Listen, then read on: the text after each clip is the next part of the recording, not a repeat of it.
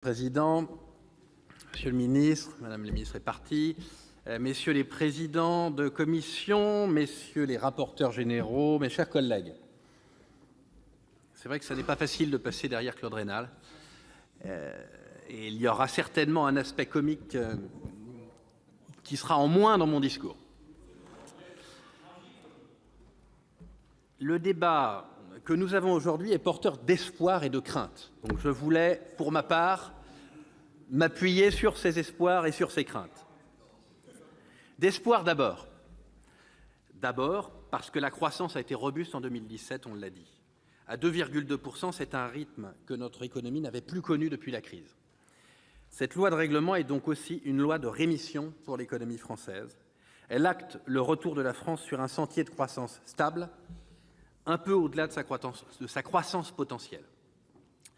Cette croissance permet au pays d'afficher un déficit public nominal de 2,6 % du PIB à l'issue de l'exercice 2017 et permet à la France de sortir de la procédure pour déficit excessif. J'entends bien sûr la critique.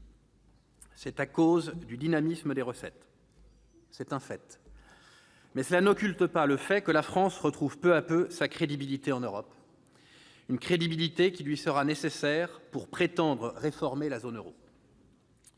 D'espoir également, car les administrations de sécurité sociale retrouvent en 2017 un solde positif en attendant les excédents dégagés par le régime de sécurité sociale et le fonds de solidarité vieillesse prévu dès 2019. Mes chers collègues, cela n'était pas arrivé depuis 2002. Avec le remboursement de la dette sociale d'ici à 2024, nous allons être confrontés, je l'espère, à la gestion d'excédents sociaux sans précédent. Comment seront-ils utilisés au désendettement de l'État? C'est ce que je crois comprendre de vos propos, de votre intervention, Monsieur le ministre. D'espoir enfin, avec l'évolution de la situation financière des collectivités locales, quoi qu'on en dise, assainie et sécurisée. L'investissement local, qui représente près de 70 % de l'investissement public, repart à la hausse. Les dotations sont stabilisées après des baisses drastiques ces dernières années. Néanmoins, je partage avec certains, avec tous d'ailleurs, l'inquiétude des collectivités qui doivent faire face à la réforme de la taxe d'habitation et aux incertitudes concernant leur autonomie financière. Je pense particulièrement aux départements, dont la situation est critique face à des dépenses sociales dont ils n'ont pas la maîtrise et qui sont en croissance permanente. Alors que se tient aujourd'hui la Conférence nationale des territoires sans les principales associations d'élus, le gouvernement devra impérativement restaurer la confiance avec les territoires. C'est une nécessité à la fois politique, démocratique, mais également financière, puisque c'est le débat qui nous occupe aujourd'hui. Après l'espoir, les craintes, puisque Spinoza disait qu'il n'y a pas d'espoir sans crainte. La crainte principale, c'est l'incapacité structurelle de notre pays à réduire sa dépense publique. Nous n'y arrivons pas. Nous avons beau faire des revues de dépenses, des RGPP, des MAP, créer des directions interministérielles de la transformation publique ou des secrétariats généraux à la modernisation de l'action publique, commander des rapports à des hauts fonctionnaires, force est de constater que nous n'y arrivons pas.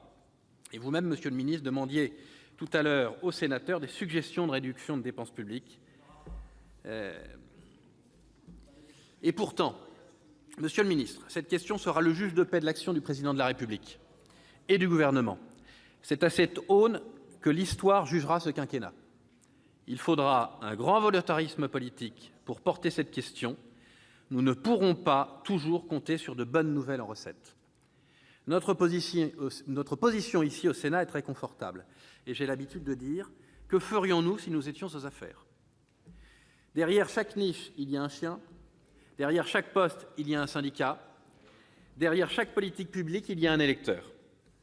Il vous faudra donc faire preuve de courage politique pour rendre les arbitrages nécessaires. C'est ce que demande l'intérêt supérieur de la nation. Je sais que ça n'est pas une tâche aisée. Car quelle est la situation aujourd'hui? Notre dette a continué de croître en 2017. Notre pays est le seul grand pays de la zone euro à ne pas avoir débuté son désendettement. Le rapporteur général de la Commission des finances le rappelle régulièrement. L'Allemagne, les Pays-Bas, le Portugal même se désendettent en un an à la mesure de ce que nous ferons en 5 ans. Nous avons un écart d'endettement de plus de 30 points de PIB avec l'Allemagne.